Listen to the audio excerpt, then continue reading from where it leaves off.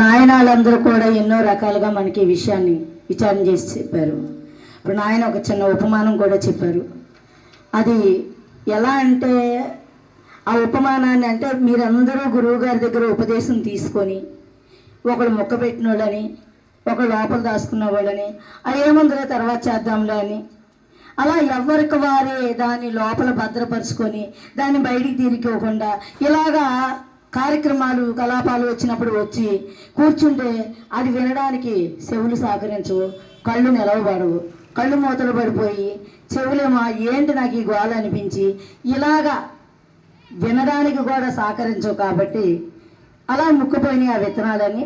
కానీ ఒకానొకడు మాత్రం ఆ విత్తనాల్ని అది కొంచెం కొంచెం వెదజల్లి ఒక నెట్టుగా పంట పండించి ఒక గోని సంచుల్లో పెట్టి నెట్టుగా పెట్టి గురువు గారికి అందించారంటే ఏంటి, అంతటి స్థాయిని సంపాదించి ఆ వాక్యాన్ని 10 మందికి విచారణ చేసి చెప్పి ఆ భావాన్ని ఎంతో పొందుపరిచినటువంటి మహనీయుడని నాయన గారు తన అభిప్రాయం చెప్పారు.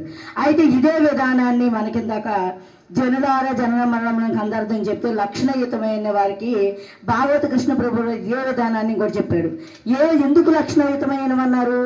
ఎవరికైతే జనన మరణాలు వద్దు, ఇది ఎక్కడి నుంచి వచ్చింది, ఈ ప్రపంచమంతా దీని పుట్టుకకు కారణం ఏంటి, ఈ మరణం అనేది ఏంటి, ఈ జననం అనేది ఏంటి, మనం పుట్టినప్పుడు ఎటు నుంచి వస్తున్నాము, మరణించిన తర్వాత ఎక్కడికి వెళ్ళిపోతున్నాము అనే భావన ఎవరికైనా ఉంటే, ఈ జన్మ మరణాలకి వివేక జ్ఞానం కలిగి ఇక నాకు ఈ జన్మ వద్దు అనే లక్షణాలు కలిగి ఉంటే అలాంటి వారిని వినమన్నారు. ఇది అలాంటి వారికి చెప్తున్నారు ఏమని, నలుమిమునే గని పుస్తకమును చేసిది దీన్ని ముదమున వినుడంచనుటయు మేము నను మీరను గనుకొని వినిపించుమనుట కల ఇట్టి మాట బోధను మేల్క గనలేదే చోట గనులార ఇటువంటి కలలో ముచ్చటలాడి మీరు గనుకొని మేల్కొనిపడి నన్ను కల ఇట్టి మాట బోధను మేల్క గనలేదే చోట అన్నారు.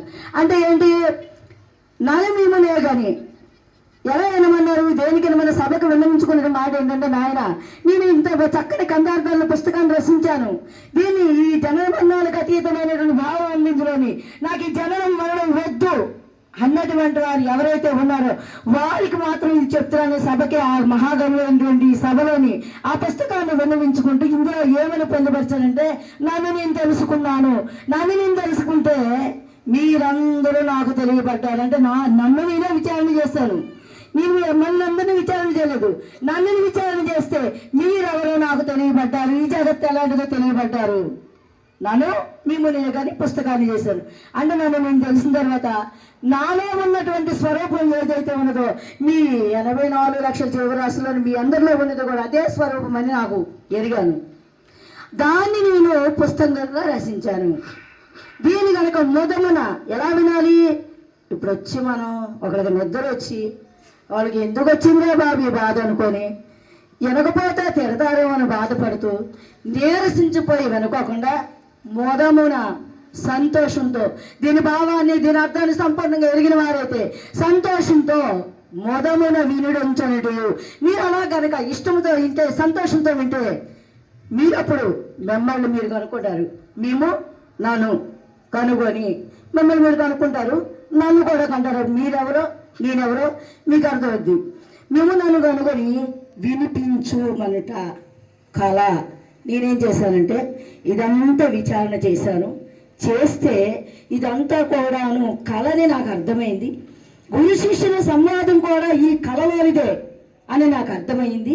ఆ అర్థమైందని నేను ఈ పుస్తక రూపంలో ఇది కళనైనా ఇది శాశ్వతం కాదు, దీన్ని పట్టుకొని ఎందుకు ఇంత బాధపడతారు అని మీకు తెలియచెప్పాలనే ఉద్దేశంతో ఈ పుస్తకాన్ని తయారు చేసి మేము ముందు ఉంచానని చెప్పి ఏమన్నా వాదమును ప్రొద్దుపోక వాది ప్రతివాదులకు పరగురు శిష్యులు వాదించురనుసులు ఒక సంవాదం కల్పిస్తే కలగా వదలాక వినుడు ఏమన్నాడు, నేనంత సంతోషంతో ఈ బాధలంతా విన్నాను, నా గురువు గారు చెప్పిందంతా తెలుసుకున్న తర్వాత నేనెవరో నాకు అర్థమైన తర్వాత నా దగ్గర ఉన్నటువంటి 10 మందికి పంచకపోతే నా మనసు ఏదో రకంగా అయిపోతుంది. ఈ సంతోషంలో ఏం చేయాలో నాకు తెలియలేదు, అందుకని నాకు పొద్దుపోవట్లేదు.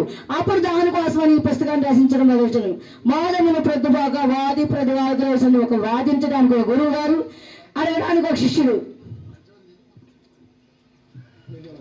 వాదించవచ్చు ఒక సంవాదం కల్పించాను. ఎలాగా? ఈ వాద ప్రతివాదంలోనే ఇందులో ఉన్న సారాంశం బయటకు వస్తుంది. కాబట్టి ఒక గురువు గారిని కల్పించాను, ఒక శిష్యుని కల్పించి సంవాదం కల్పిస్తే కలగా. ఇది కూడా మళ్ళీ ఏంటి? కళే. నేను విన్నటువంటిదంతా కూడాను సారాంశాన్ని విచారణ చేస్తే ఇదంతా లేనిదని నాకు అర్థమైంది. లేనిదని అర్థమైన తర్వాత మళ్ళీ ఉన్నదని నేను ఎలా చెప్తాను? ఒక గురు శిష్యుని కల్పించి ఒక సంవాదం కల్పించి కళగా దీన్ని మలిచాను. కానీ వదలాక విడి ఒకవేళ నేను కళ అని చెప్పానని కళ్ళేదాన్ని ఏమంటామని అంటారా? అలా అనవద్దు. మొదటి నుంచి తుది వల్ల కనండి. దీని సారాంశం అంతా కూడా మీకు అర్థం అవ్వాలంటే ఇది విచారణ చేసి మొదటి నుంచి కూడా దీన్ని తుది వల్ల కనండి. అలాగా చేసినట్లయితే వేదాంతార్థ అతీత వేత్తాలు మీరు మీకెందుకు విన్నవిస్తున్నాను? వేదాంతాన్ని అతీతంగా ఉన్నటువంటి ధర్మాన్ని మీరు విచారణ చేసి ఉన్నారు కాక మీకు ఇది సమర్పిస్తుంది. వేదాంతార్థ అతీత వేత్తాలు మీరు ఏదేది సవరింపుడు, ఇదే నా విజ్ఞాపన. ఇందులో ఒకవేళ తప్పొప్పులు ఏమని అంటే సవరించండి నాయనని విజ్ఞాపించుకున్నాడంట. అలాగేంటంటే నన్ను మిమ్మనే కానీ పుస్తకమును చేసి దీన్ని మీరు మొదమను వివరించడం, మిమ్మలను మీరు కనుకొని వినిపించమంటే కళ ఎత్తి మాట. బోధలు మేల్క గనలేదో చోట అంటే కళలోనే మెలకు. అంటే కళ ఎప్పుడైనా మెలుగుని చూస్తుందా? మెలుగు కళను చూస్తుందా? మెలుగు వచ్చిన వెంటనే కళ లేకపోతుంది. కళ మెలుగుని చూద్దామంటే ఈ కళ. అలాగే చీకటిని సూర్యుడు చూస్తాడా? సూర్యుడిని చీకటి చూడగలుగుతుందా? సూర్యుడు రాబోయేటప్పుడు చీకటి వెళ్ళిపోతుంది.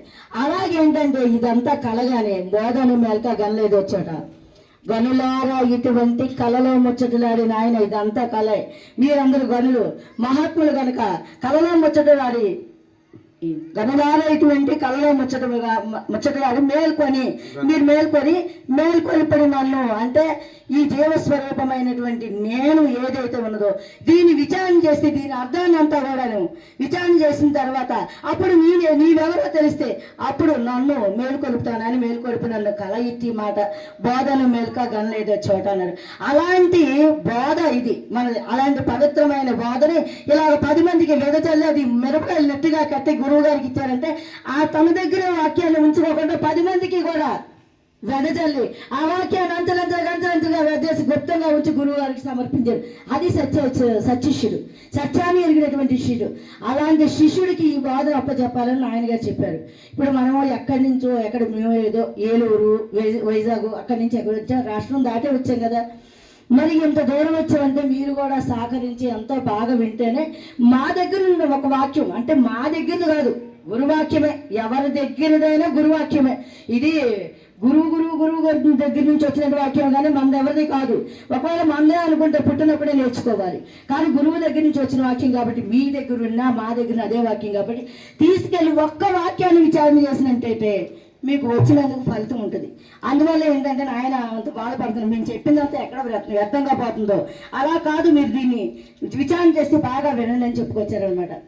చెప్తూ అలాంటి భావం అంటే ఈ యొక్క నేను అనే స్వరూపం ఎక్కడ ఉందని ఆయన ఆ కందార్థం చదివి మీకు చెప్పడానికి ఇంకా ఆయన అది మార్చి ఇది మార్చి వదిలేశారు. అదేమన్నారు? పాపములు పుణ్యములు భూమి ప్రాపించిన ఎరుక చేత భ్రమసిన వారిని అంటే కళని చెప్పుకొచ్చారు కదా. ఏ ఎరుక స్వరూపం అయితే ఉన్నదో, ఏ నేననేదైతే ఉన్నదో ఈ విషయాలన్నీ ఇందులోవే. అందులో పాపమైన పుణ్యమైన కర్మైనా ఏదైనా అందులోదే కనుక ఆ కర్మభావాన్ని రూపించడానికే మీకు గురువు గారి వాళ్ళ ఉపదేశాన్ని ఇచ్చి ఇక్కడ తీసుకొచ్చి ఈ భావాన్ని మీకు పొందుపరచాలని తెలియపరచాలని ఈ సభలో ఏర్పాటు చేశారు. చేసి అలాంటి దాన్ని పాపములు పుణ్యములు భూమి ప్రాపించిన ఎరుక చేత భ్రమసిన వారు ప్రాపింపవెలుక నిరసన తాపసులను చెత్తమందుకు తాదరుసుకొని ఆగామి బోధనలు లెస్త విని అన్నాడు.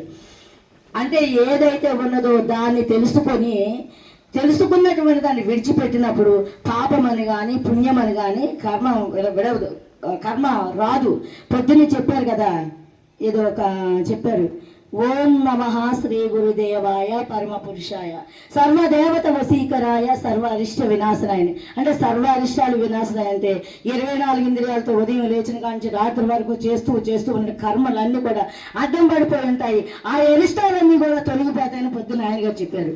ఎందుకంటే ఆ ఓం నమః శ్రీ గురుదేవ అంటే నీవు జీవుడుగా నీకేమి తెలియనప్పుడు ఆ భావాన్ని ప్రదర్శించినప్పుడు నా గురుదేవుడే సర్వం అనుకున్నప్పుడు ఆ గురుస్వరూపానికే నమస్కారం చేసిన ఓం అంటే ఓంకార స్వరూపమైన గురువు ఇది. 84 లక్షల జీవరాశిలో ఉన్నట్టు అఖండ స్వరూపమైనటువంటిది ఆ గురువు అని చెప్పి దానికి నమస్కారం చేయమని. అలాగే శ్రీ గురుదేవాయ అంటే ఏది? స్త్రీ అనే శరీరాన్ని తగిలించుకొని వచ్చి ఆ గురుదేవుడు మీకు దగ్గరగా ఉన్నటువంటి పరమాత్మ స్వరూపాన్ని చూపించి దాన్ని పరమపురుషుడిగా మార్పించి నిన్ను ఆ స్థానంలో నిలబెట్టాడు. అందుకని ఓం నమః శ్రీ గురుదేవాయ పరమపురుషాయ. పరమపురుషుడైనటువంటి నీవు ఈ కర్మ జన్మ కర్మ అనే దాన్ని తగిలించుకొని నీవు దాన్ని విచారణ చేసుకోలేక ఈ కర్మ సంసారం అనే ఈ బంధంలో చిక్కుబడిపోయి మనసు అనే మాయలోని కర్మ అనే బంధంలోని చిక్కుబడి వదిలించుకోలేకపోతున్నావు. కాబట్టి దాన్ని ప్రబోధన చేసి అమ్మ గురువు ఎక్కడో లేడు నీ లోపలే ఉన్నాడని చెప్పి దానికి నీకు కర్మను విడిపించడానికి ఆ గురువుని ఎల్లవేళలా కూడా దాన్ని విచారణ చేయించవచ్చు. శ్రీ గురుదేవాయ పరమపురుషాయ సర్వదేవత వశీకరాయ. నువ్వు అన్నా అనకపోయినా ఆ గురు స్వరూపానికి అన్నీ వశమై ఉన్నాయి. నీకు ఒక్కదనగా కాదు, నీ లోపల ఉన్న నేననే స్వరూపం ఎప్పుడైతే ఉందో ఆ నేననే స్వరూపం కింద ఆధార రాష్ట్రాన్ని మణిపూర్ గణహత విశుద్ధ ఆజ్ఞయం దాకా అక్కడి నుంచి 24 దాకా 20 దాకా 33 కోట్ల రామనాడులకి అందరికీ కూడా ప్రతి దేవత ప్రతి ఇంద్రియానికి ప్రతి దానికి అన్నిటికీ అధిష్టానంగా ఉండి ఈ శరీరాన్ని నడిపిస్తున్నాయి. అందుకే సర్వదేవత వశీకరాయ. ఇదంతా విచారణ చేసి ఇది నేను కాదు, ఇందులో ఏ చైతన్య స్వరూపం అయితే ఉన్నదో అదే నేను అయ్యున్నానని గ్రహించినటువంటి వారికి సర్వ అరిష్ట వినాశనాయ. ఇక ఎటువంటి అరిష్టాలు కూడా ఎక్కడ కూడా ఏమీ లేవు. ఎందుకు లేవంటే అన్నిట్లో ఉన్నటువంటి తత్వాన్ని ఎరిగిన తర్వాత అందులో ఏమైనా ఉన్నదా? ఇంకా సర్వ అరిష్ట వినాశనాయ సర్వమంత్ర ఛేదనాయ. సర్వమంత్రాలు ఎలా ఛేదించే సప్తకోటి మహామంత్ర చిత్త విభ్రమకారక ఏక ఏవ పరమమంత్ర గురురిత్యక్షరద్వయం. అంటే 7 కోట్ల మహామంత్రాలు కూడాను గురువు అనే 2 అక్షరాలకు పనికిరావు. కాబట్టి ఈ 7 కోట్ల మహామంత్రాలను విచారణ చేసి తెలుసుకుంటే ఓం నమో నారాయణాయ అంటే ఓంకార స్వరూపమే శాస్త్రబద్ధమైంది. ఓం నుంచే నారాయణుడు పుట్టాడు. ఓం నమస్తేవాయ అంటే ఓం నుంచే నమస్తేవాయ పుట్టింది. ఓం శ్రీ మాత్రే నమః అంటే ఓం నుంచే మాత్రే నమః అని పుట్టింది. అలాగా అన్ని విచారణ చేసుకుంటూ వస్తే ఓంకార స్వరూపమైన గురువు ఒక్కడే శాశ్వతం అని తేలింది. అదే గురు విచక్షర ద్వయం. ఈ 2 అక్షరాలే శాశ్వతమైనవి. ఆ గురువుని పోషిస్తే ఆ గురువుని పూజిస్తే ఆ గురువుని తెలుసుకొని ఎవరి దగ్గరైనా భద్రంగా పరుచుకుంటే ఆ విత్తనాలు జిమ్నాల్లో ఉంచుకుంటే సంసార సాగర సముద్ర నాయక మంత్రం అంటే సంసారం అనే సాగరాన్ని ఎత్తి రక్షించి ఉద్ధరించేది బ్రహ్మాది దేవుని పూజితి సిద్ధమిత్రం. అమ్మా ఇదిగో నువ్వైతే అసలు నీ భావన మంత్రం మీద లేదు, పూజ మీద వాళ్ళందరూ చూసుకుంటారు కదా, మీకెందుకు?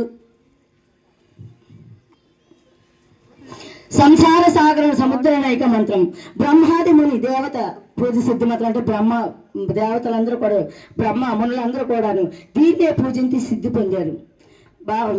దారిద్ర్య కాదు సంసార సాగర సముద్ర నైక మంత్రం బ్రహ్మాది ముని దేవ పూజిత సిద్ధి మంత్రం. దారిద్ర్య దుఃఖ భవరోగ వినాశ మంత్రం అంటే దారిద్ర్యాన్ని దుఃఖాలన్నింటిని కూడా లేకోకుండా చేస్తుంది అనమాట. అలాంటి గొప్పదైనటువంటి మంత్రం మీరు మామూలు గురువుని పట్టుకోలేదే. బ్రహ్మదేవుడి దగ్గరికి వెళ్తే ఖండము, విష్ణుమూర్తి దగ్గరికి వెళ్తే ఖండము, అమ్మవారి దగ్గరికి వెళ్తే ఖండము, అలాగే ఇంకా 33 కోట్ల దేవతల దగ్గరికి వెళ్ళిన ఖండాలుగా విడిపోయినటువంటి వారు. అది అన్ని దేవతలని కూడా కలిపి 84 లక్షల జీవరాశులను కూడా కలిపి అన్ని రకాలుగా అఖండంగా చేస్తే అన్ని దేవతలను అందుకున్నటువంటి శక్తి సామర్థ్యాలను అఖండ గురుమూర్తులని అది త్రేతాయుగం అని కృతయుగం అని లేకపోతే ద్వాపరయుగం అని ఇప్పుడు కలియుగం అని ఈ 4 యుగాల ముందు ఉన్నది ఒకే ఒక్క నేను.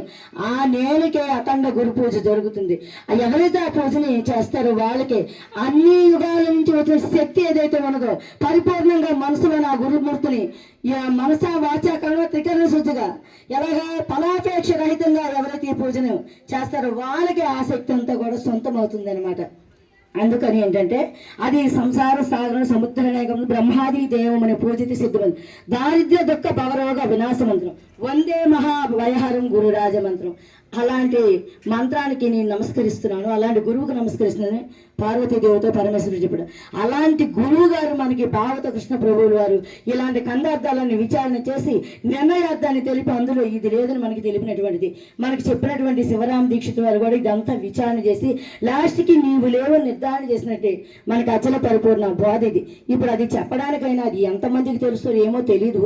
అంటే మహనీయుడు కాదు, భక్తులు విన్నటువంటి భక్తులు.